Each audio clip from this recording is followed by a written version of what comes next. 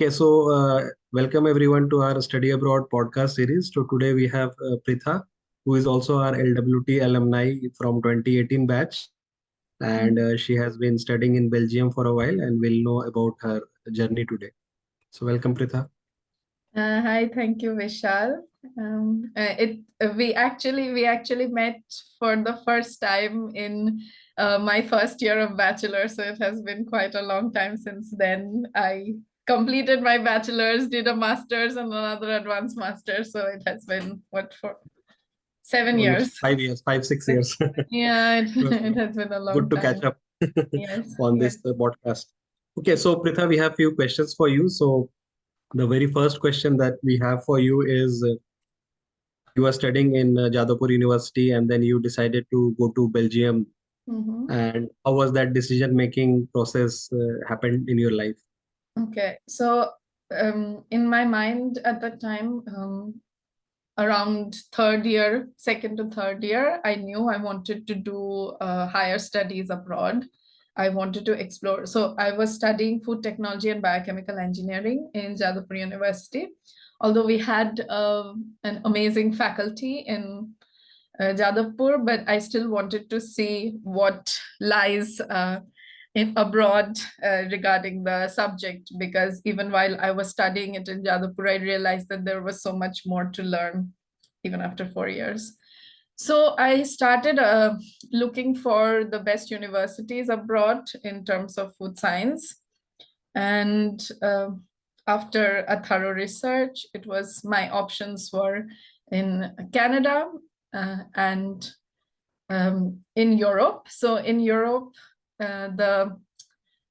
there was, of course, in Netherlands, very good options for food science, but also in Belgium, KU Leuven and both KU Leuven and University of Ghent, they are in top 100 in the world, and for food science, I think in top 20 in the world.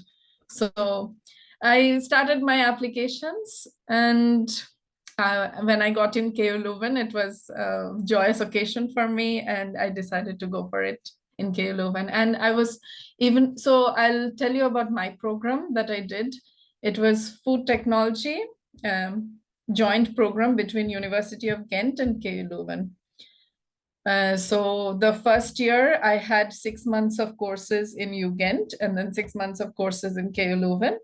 And then the next year I got to decide where I wanted to continue my courses and my thesis based on what I want to pursue and what topic I wanted to pursue. So when I was applying for this program, that was an exciting part, to be able to study in two different top universities and to be able to explore two different cities in Belgium. Of course, at that time, I did not know much about Ghent and Leuven, because I feel like not a lot of people know about all these small different cities in Belgium. Everybody only knows about Brussels and assumes that's all there is to it. But I was excited, and then as I was applying, I looked at a few pictures of Leuven, and I was completely mesmerized because when you Google search Leuven, the first thing you see is the Central Library, which is a beautiful piece of architecture. So yeah, then that's what I decided to go for. So you applied to how many colleges during that time? I don't have an exact number, but I remember I applied to um, two universities in Canada, and like 3, 4 in Europe.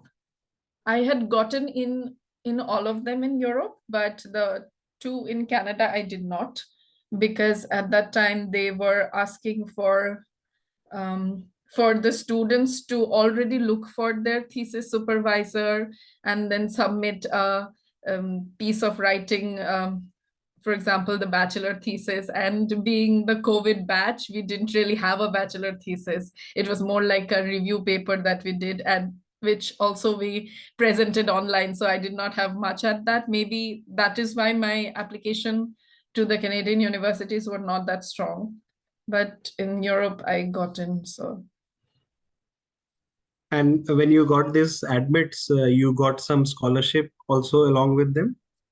So my program is already subsidized for South Asian students. Actually, it's for the global South, so South Asian, South American. So that way, I already pay very cheap prices. For certain countries, this program has like a collaboration where they give additional scholarships. So those students of those countries do not have to pay anything almost, but India does not fall in that list. It was more for smaller countries that require assistance. So yeah, I did not really get a scholarship, but my tuition fee is already subsidized. Okay. And you had to submit any letter of recommendation, etc. Let's say Europe versus Canada Uh, applications. yes. So like I already mentioned with during with the application process, I think at that time, because it depends, actually it depends on the position of the university as well. But the ones I applied in Canada, they required me to submit a lot of things. So example of writing, four, I think three letters of recommendation. Two of them were, I think, academic, and one was industrial. Then they required me to already convince a professor in that university to be my thesis supervisor. So all of this they expected me to do before I send in the actual application, and then after that send the application. And so it was, I think, a more difficult process with the Canadian universities. But in the European universities, it was not that difficult. I think it was only two letters of recommendations, and of course the motivation letter. Most of these places do not require you to give GRE, but I also had my GRE score. But all of these universities require you to take a language test. So it can be TOEFL or IELTS. In my case, I had taken TOEFL because I was also applying to North American universities. So yeah, I think that is it. The letters of recommendation, language test, your actual application, and a motivation letter. And of course, the transcript of grades from the previous degree. And so when they judge you as a whole student. They don't just look at the grades, they don't just look at the letters of recommendation. So all these individual parts are equally important in this process. Correct. This IELTS versus TOEFL, you mentioned that you took TOEFL because you are applying to North American universities Mm. also. So is it like TOEFL more widely accepted or IELTS is more widely accepted, or for your case, TOEFL was more widely accepted, so you took TOEFL? I think both are equally accepted. You just choose what you take. In Europe, I have seen students mostly take IELTS, and for North America, students mostly take TOEFL. Sure, sure. Okay. And after all this application, this whole application process to the admit receiving, how long did it take for you? So most of the applications close by December of the previous year. So the year that you want to go, by December of the previous year, most of these application close. Some universities go until February, March maximum, not more than that for international students. And depending on when it closes, so if it closes in December, then you might get the mm, conditional admit letter already by February. And then if it closes at February, maybe around March. So if it closes later, the application, it is faster. You get the admit faster. But usually by March or early April, for international students. Sure, sure. And once you receive all this admit and all, you have to probably apply for visa, etc. How was Yes. that process for you? Yeah, it can be tedious because we also have to get all the documents apostilled. So this is something I did not know before I was applying to this, because my sister also is in Canada. She is doing, that is one of my main motivations for applying to Canada also at that time. My sister is doing her PhD in Canada, but she did not require apostille documents. But in my case, I did. I think it's more important for Europe, maybe. So you have to get, first of all, the main problem is everything has to go in a line. So all the events, the activities should go one by one by one. And if it gets stuck anywhere, it is a problem. So first I had to get the transcripts. So my exams ended by June, but they don't give the degree certificate until December in Jadavpur. So I had to get a provisional degree certificate, and then I had to get a transcript early from the office. And with that, like with as in government offices, you go once, they'll be like, oh, not today, you have to sign these documents and then come next week. So it was very difficult in that sense. So I got the transcript and then I had to get them apostilled. And I think I made use of an agency in Park Circus to get the apostillation. They did it quite fast. They did it in 3 weeks or 1 month, which is, I think, quite fast in the normal range. So now I don't remember the name of the company, but it is in Park Circus that I remember that. But there are many agencies in Kolkata where you can get the documents apostilled. Then I had to get a police clearance certificate, which you have to apply to your, you can actually also apply online. And then it goes like per division. So your branch police office and their regional and then city. So all this, and since it is around summer, people go on vacations. My police clearance certificate also got stuck, and then we had to call at every step. Oh, we submitted the police clearance certificate. What did you do? So all in all, it takes 1.5 months to prepare the documents. Easily, a person should take a clearance of 2 months to be able to. 1 to 1, and if you're lucky, 1 month, very nice. Otherwise, 1.5 months to get the documents ready. But once the documents are ready, then it's not a problem. The visa, you submit documents at DFS Global, and the visa arrives in 2 weeks max. And with this visa, you can pretty much travel to all Schengen countries. Yes, so we get like a temporary visa of 2 weeks, and then if you're a student, you come here and then you apply for a residence card. You get a national residence number, and then with that, I can travel in any country in Shenzhen. Okay. Which That's means also that, yeah, studying in Europe good means part. that you get to travel a lot. Yeah. One visa will get you to many countries. The Schengen will, I Yes. think, almost 15 countries. Yeah, I guess. Sure. And once you got the visa, then you had to like probably book your flight ticket and accommodation, etc. So how did you choose your flight and accommodation? Okay, so the actually both of these you have to do before applying for the visa, because you have to show them that you have a flight ticket and you have a place to stay. I had already booked the flight ticket. In my case, I was choosing for something more comfortable, I think, because it was my first time traveling that many hours. It takes almost 14 hours to get to Belgium. So yeah, I went for Emirates at that time, and the date was also quite good for me. Mm. But a lot of students I know take Air India, because Air India gives double the baggage. So it's normally 23 kgs. Air India will give you 2 bags of 23 kgs. So a lot of students go for that so they can have more. In Emirates, you can specify that you're a student and get, I think, 10 kgs extra. So it also depends on what you're going for. If you're going for the cheaper flights or if you want more luggage. In case of students, they always go for more luggage.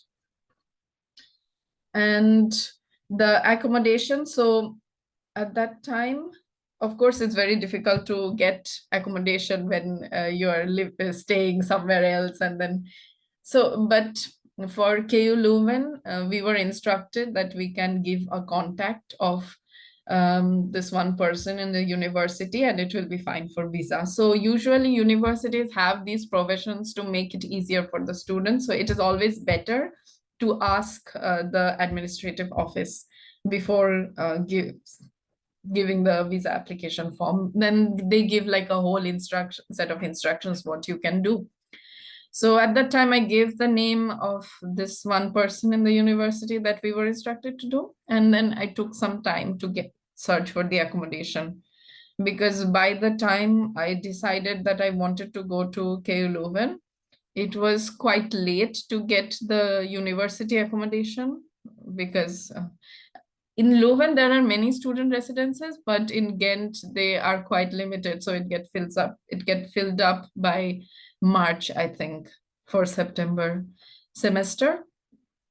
And then finally, so the best thing about being an Indian abroad, I guess, because there are many Indians who have gone before you. So you get a lot of contact, a lot of networking. So of course, I joined a Facebook group of KU Leuven students. And then from there, one guy in my class, he's actually my best friend now. Which is funny because he contacted me. He was like, "Oh, I saw that you said you're joining food technology." So through him, I also got to contact some other Indian students, and from them I got a contact for a house in Ghent, and this house mostly Indian students or students of food technology stay there. So or architecture. So that house is known for that. So I got that contact. I contacted the lady. They showed me the place, and it was. Then I decided to go for it. But a thing that should be always kept in mind: it is very easy to get scammed if you're international student. They're like, the moment you join these groups where you say, "Oh, I'm a student and I want accommodation," immediately scammers will get attracted and they will send emails, they will send messages, and then you have to be very careful and know which one is scam and which one is real. And in that case, I think two very important things is that person asking for money before you reach your foreign country, and and to look at their bank account number. Is it a real bank account number, or is it like a deposit only account? So there are these things that one must keep in mind while looking for accommodation. If you get university accommodation, of course, best. But otherwise, these options are there. And I think it also helps if you get in touch with some students who are, Yes, either staying there or traveling that with is you. the biggest help. And mostly, like, I don't know exactly the culture in North America, but in Europe, the student residences are like, you have your own room with, say, a basin, closet, table, chair, and a bed.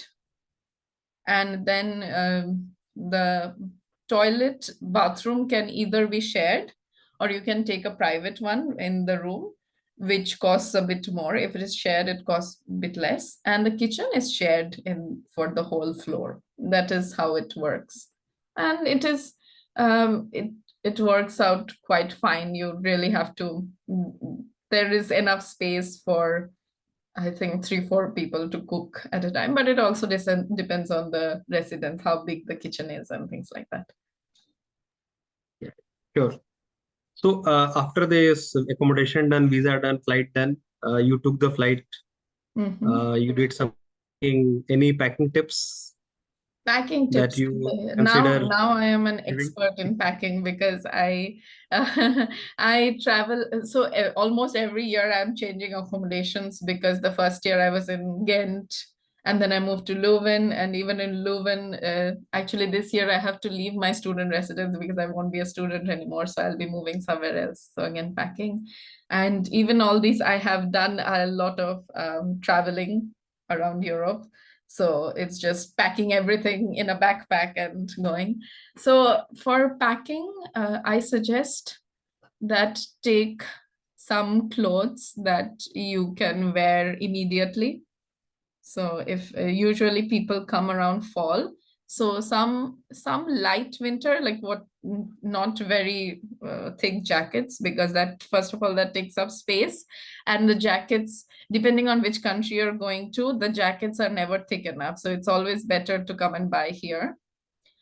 And everything else, I think, like plates and just your food, everything can be bought here. No need to make the bag heavy for that. So you can bring things that are really dear to you otherwise, and clothes are important in that sense, things you can immediately wear once you come. And uh, what else? I think that's it. Yeah, and what else? What else did I bring? Packing.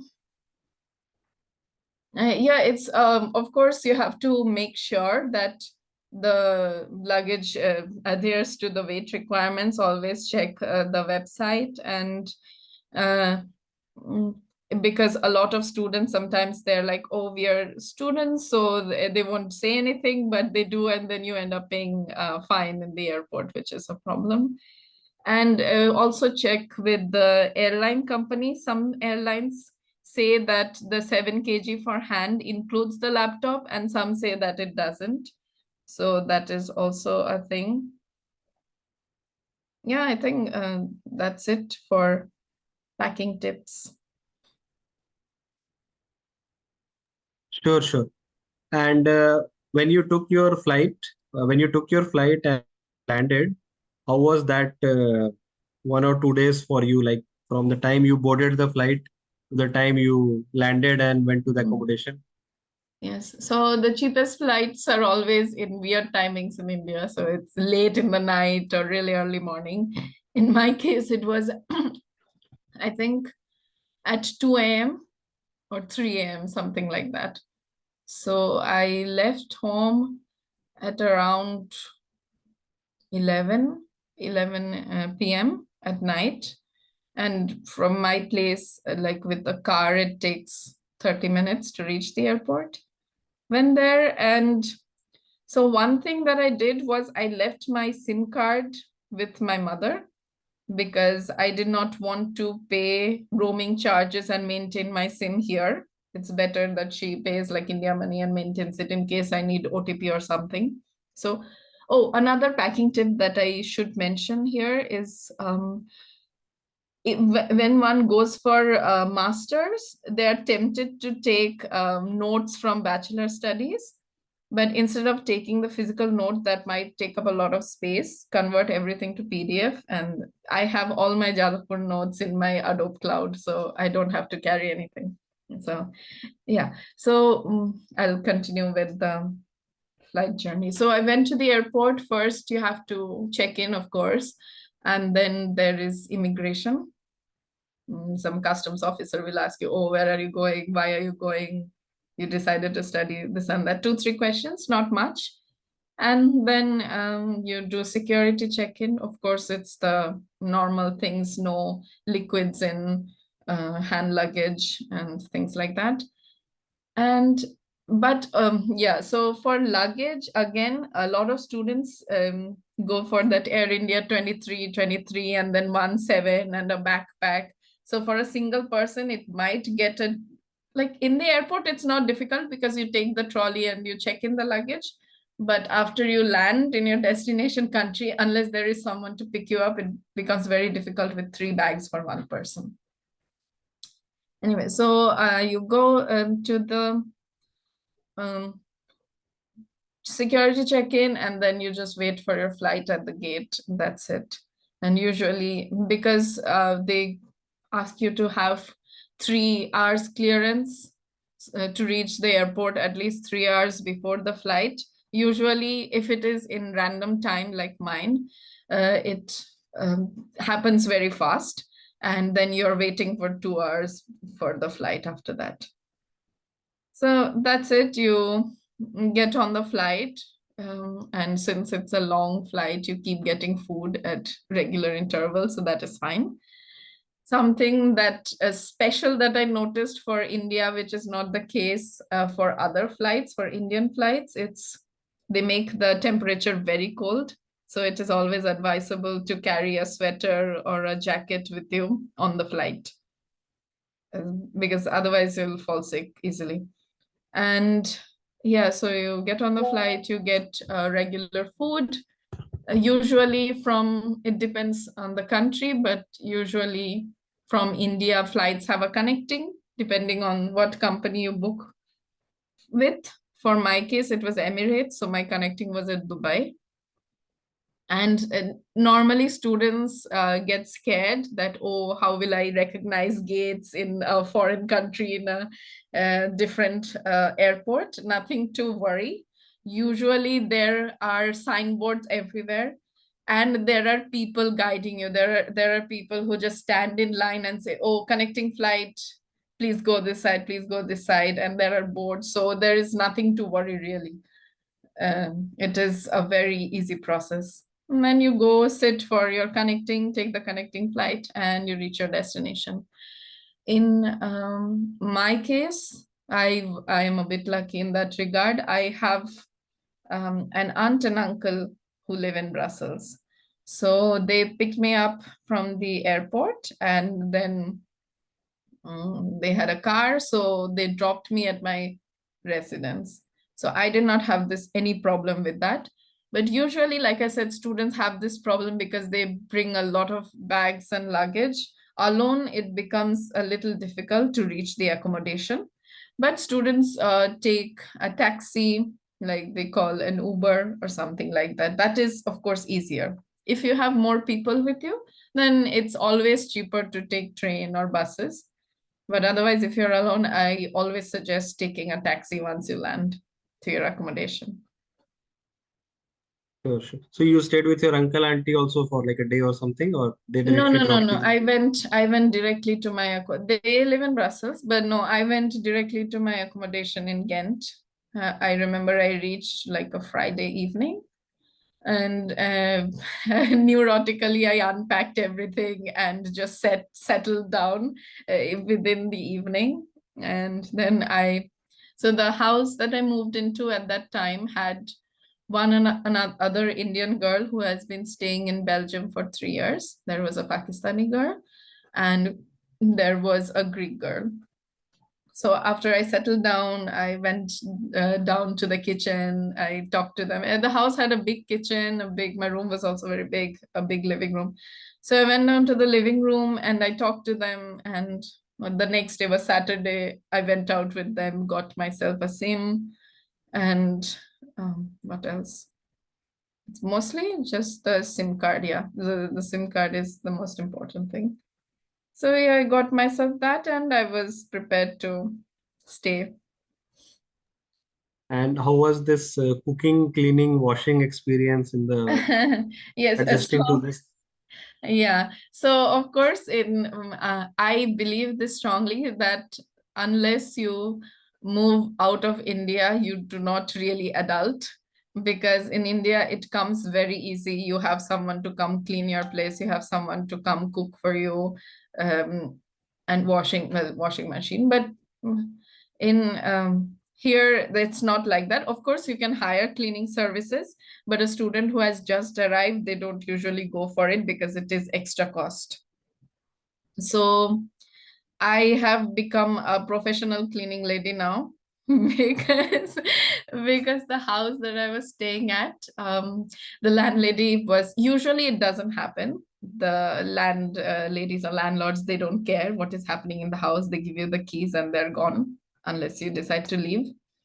But that landlady was very particular about her house, and she used to come often to see, usually to hang out, but to see that if it is still clean. So it was every 2 weeks, I think. we had divided, like there were 4 girls in the house, we divided amongst ourselves, so 2 girls would clean in 1 week, so every 2 weeks we were cleaning. And it was a big house, so it was 3 floors and the attic, so it was a lot of cleaning, so one whole day. So if we decide to do it on a Sunday, the whole Sunday is gone cleaning. And as per cooking, it depends. I used to like cooking even before moving, and since I am a COVID graduate, so during COVID, it was my mother would be like, "Oh, you're going to move abroad, you do the cooking today." So I used to often cook, so I do like it, and I got used to it. But after coming here, I realized that it's not fancy cooking anymore, it is sustenance. And it becomes very difficult to maintain the same diet that you had while at home. So initially, I did not care about that. I was making like rice and some other curry, and it was all, I didn't care. But I started seeing that it was having a bit of health effects here and there. So while in Ghent, I started to simulate the same diet that I had in India. So I went to the Indian store, bought dal, and then otherwise I used to make fish and chicken anyway. So I started doing that, having more vegetables. So initially, when somebody moves from their home to be an adult, they're like, oh, now I'm the king of this world and I can buy anything and eat anything, and they start eating all sorts of unhealthy things, which will soon have effect on the body because you're also taking care of yourself. And I think it is very important to not be tempted in that sense and try to have a healthy diet by yourself, because unless we start cooking for ourselves, we don't realize just how much effort our mothers are putting in to make sure that we stay alive. So yeah, that's it. But you take care of yourself and you finally become an adult. It is a process. It is difficult at first, but within 1.5 years, you get used to it and you're better for it. So how were you able to balance time between studies, cooking, cleaning, and like washing clothes, ironing, etc.? Do Yeah, you wash. like you had trouble there managing time? Not really, not really. In my case, not really. I had a rice cooker, so I would nowadays I'm more casual with my routine. But at that time I was very strict and I had a rice cooker. I would wake up immediately, switch on the rice cooker. So while my breakfast is cooking, I would breakfast and lunch actually together. I would get ready for university, have breakfast, pack my lunch, leave, stay in university, do the classes, come back around evening, and then the rest of the day goes. And as for cleaning, we were doing it like once a week or once in 2 weeks. Washing clothes also, I was doing like once in 2 weeks. And that in that case also, it is important to pack enough clothes that you can sustain 2 weeks, because washing clothes weekly can also get very expensive and time consuming.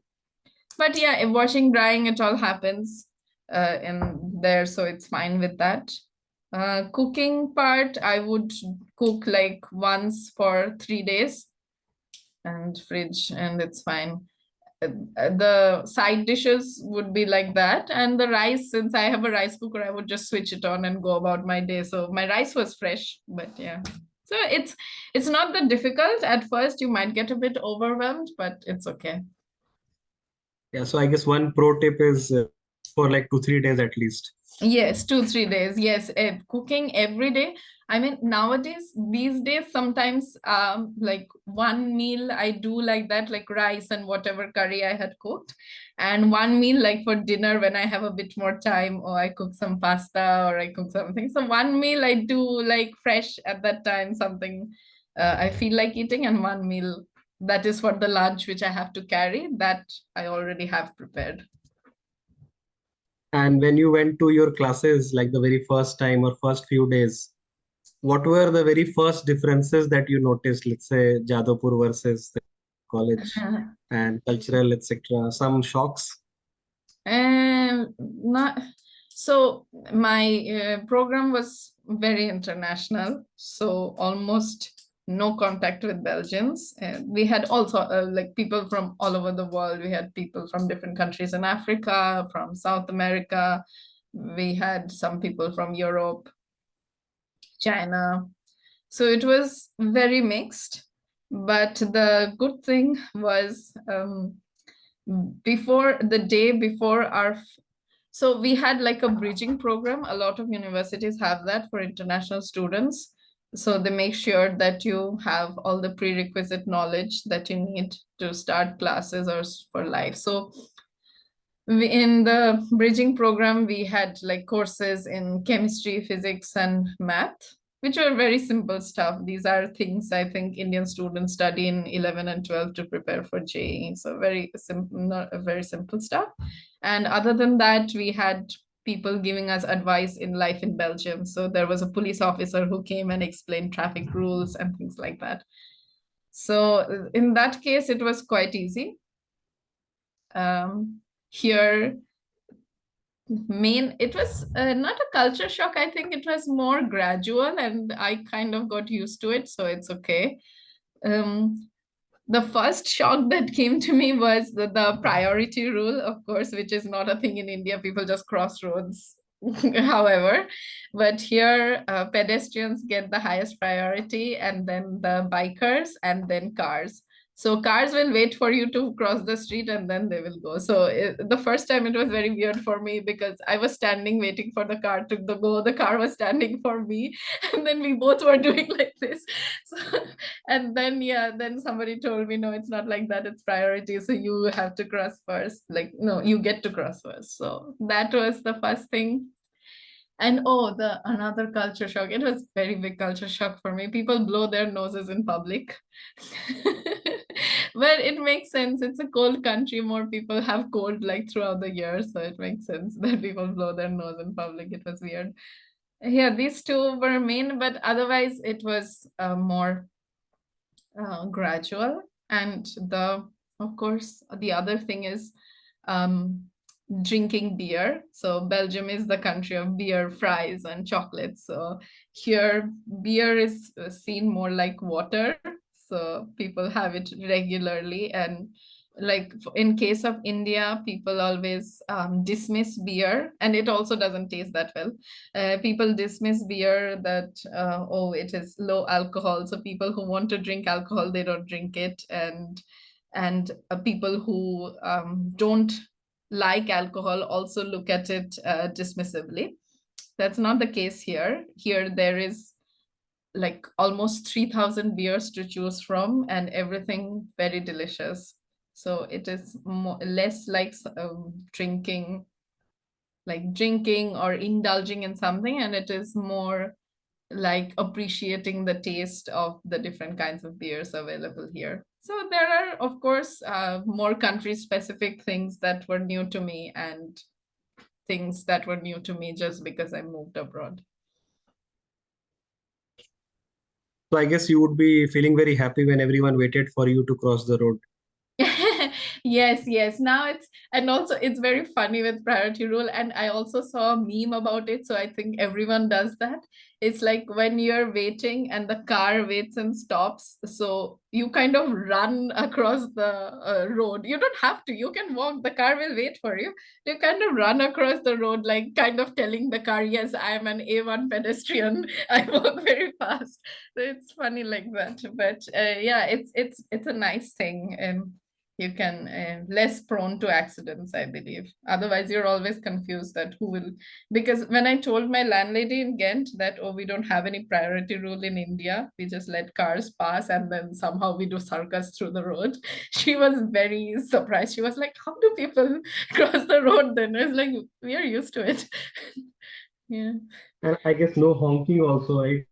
No honking at all. I don't hear. The only sound I would hear on the road is if an ambulance is passing. Sure. Okay. And after you spend a few months and I think 1 or 2 years finishing your one degree, I see Mhm. that you also opted for another degree. So how was that decision happened?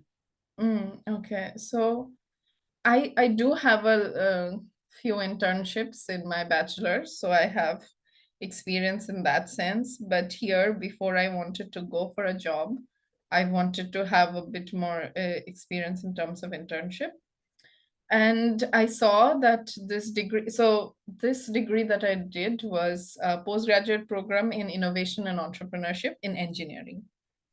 So I have always been into entrepreneurship and innovation since my bachelor's. I was also part of ESAL in Jadavpur, but I'd never really had formal education in it. Everything that I know was from my team in ESAL and from the individual study that I did. So no formal education. And I also wanted like uh, a program in management. I knew that I would do it sometime or the other.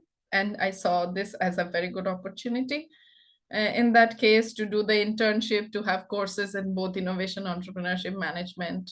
I actually found out about this course from a friend who is also in the program. So we kind of applied for it together, and then we had like an interview process, and after that they selected us. So it was, and since this a big part of this program was an internship that you had to do. The internship is 40 credits and the coursework is 20 credits. So I had like four courses only, like four classes throughout the year, and rest it was the internship. So it was a great opportunity. And I also so since I moved here, I have wanted to pursue a career in plant-based foods mostly. So, and there is a company here, Alpro, which is under Danone. They are one of the biggest, Danone is one of the biggest dairy companies in the biggest in Europe and one of the biggest in the world. And Alpro is leading in plant-based. So it was kind of my dream to work there. And I applied for that for an internship there and I got it and I worked there for a year. So all in all, it seemed like a very attractive opportunity and I went for it. So this program people can directly opt for without doing any other degree, like from India if they want to. Is that And possible or not so they possible? have to do a master first. This is postgraduate, so after master. Okay, It's an okay, okay. I advanced see. master, yeah, yeah. Advanced master. Okay, okay. I see. Mhm. Okay. And what's your goal like, or what's your aspiration like for next few years? Next few years, I want to work in the food industry from the jobs that I've been applying to and the kind of work that I did for Alpro and my thesis, considering everything, I have a knack for innovation in food and research. So that is something I want to stay in. So if there is a role in research and innovation, that is something I would go for at this moment. It is important for me to gain some experience here to have a leverage for better job opportunities or if I plan to pursue a business myself later on. It is important to have an experience in the international context. Sure. Okay, so coming to the last question. So what's the one advice or few advices that you would like to give to your juniors, who are study abroad aspirants Mhm. and they might Yes. be clueless about things, etc., and probably something that you got others did not get, or something you wish you had a bit Mhm. more information on, anything like that. Okay. So I won't mince my words here. It is difficult to get a job abroad. In India, when you graduate, like before a year before you graduate, there is campusing. Companies come to your universities and they just hire you. Like at that time, from Jadavpur, I also was able to get a job offer, but I decided not to do it at that time. So in India, it is way more difficult. So if you decide to come abroad, if you decide to pursue those opportunities, you have to keep in mind that it will be difficult and you have to have the mental strength, mental will for that. because it will be difficult and sometimes you will feel hopeless. In they will always find reasons to not give you a job if you're not their country's citizen. In this in Europe's case, it is they will find a reason with language barrier and also the work permit, because the work permit the companies have to apply by themselves for you. So they have to prove that you are better than people in their country. So it will be difficult. It will take some time, but people do get jobs when they stick to it. It won't be as easy as India. Of course, there will be cooking, cleaning, there will be the additional stress because now you will become like this one functioning adult who takes care of themselves, takes care of everything by themselves. It will be difficult, but you have to keep the mental strength and you have to keep calm. That is very important. Another thing, depending on the country, it is very important to take vitamin D supplements. I did not realize this before I came here, is how important sun is for your mood. Because it's not a thing in India, nobody cares. But here, if the days when it is cloudy, you'll automatically feel depressed. The days it is sunny, you'll feel very good. And it is mostly to do with vitamin D. Since we are of darker skin tone, uh, our bodies absorb less UV radiation from the sun. So during winters, our vitamin D levels really drop. So it is very important to take vitamin D supplements. These are two main things that I would ask someone to keep in mind. Good points, good points. I think people need to be mentally prepared of what they are signing up, so that they don't it doesn't come as a surprise to them, and they Yes, know that it's going to be a bit of a struggle, but yes, probably the struggle is worth it, so make a wise decision. exactly. Exactly. It's like a pros and cons in Yeah, and I that. guess it develops the personality also like that, because then you learn how to hunt for yourself and Yes, how to take yes, care of yourself. yes. That is also a very entrepreneurial quality to be able to hunt for things, to network. So yeah, it is important. Sure, sure. So thank you very much, Pritha, for your Mhm. time and sharing your valuable knowledge to our aspirants. So we hope there will be people who will learn something from this podcast. So thank you Mhm. very much for your time. Thank you Bye for very now. much for having me. It is always good to catch up. And oh, I would also like to ask how I know LWT is doing very well now after all these years, but how do you feel about it? Yeah, yeah, it's good. And now we are also, doing this podcast and getting all the stories published so that people Mhm. know a bit more about the Yeah. long-term benefits, because Mhm. sometimes, you can't see the short-term benefits of the exposure, etc. But Mhm. if you see it in a 5 years time, then you start to see all the success stories. So our first Mhm. batches and all, are Yes. doing well, and like second batch also, I met some people, so it was all quite good. So Mhm. great. So thank Congratulations you. on that. Congratulations. And thank you. Okay, take care then. Okay. Bye for now. You too. Bye.